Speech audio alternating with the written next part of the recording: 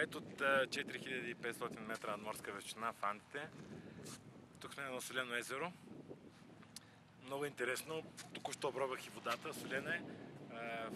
Това е един от най-проблемните маршрути за асистенция с състезатели, тъй като въздухът е много разреден, машините не им стига горенето и се забавят доста, бавно се движат.